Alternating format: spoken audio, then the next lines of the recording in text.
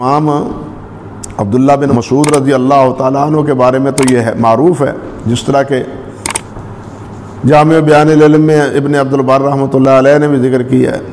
کہ جس وقت وہ حدیث شریف بیان کرتے تو ان کا چہرہ متغیر ہو جاتا، سرخ ہو جاتا، اور حدیث کو بیان کرتے ہوئے پھر ساتھ یہ بھی کہہ دیتے او کما قال النبی صلی اللہ علیہ وسلم، او کما قال النبی صلی اللہ علیہ وسلم، احتیاط کی بنیاد پر یہ لفظ ہیں، لیکن یا اسی طرح کے ملنے جلے الفاظ نبی علیہ السلام نے فرمایا۔ یہ احتیاط کی ایک صورت صحابہ اور تابعین میں موجود تھی۔ تابعین میں بعض وہ بھی ہیں جو روایت باللفظ کے قائل تھے، روایت بالمعنی کے قائل نہیں تھے، جن میں سر فہرست نام امام ابن سیرین رحمۃ اللہ علیہ کا ہے، اور بھی ہیں۔ وہ کہتے تھے کہ صرف روایت باللفظ چاہیے، لیکن جمہور ائمہ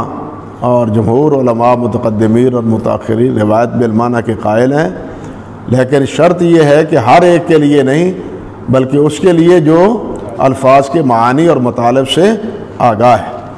رسول اللہ کے بجائے نبی وہ اس کا تعلق جو آپ اشارہ کر رہے ہیں اس کا تعلق دعا سے ہے، نہیں،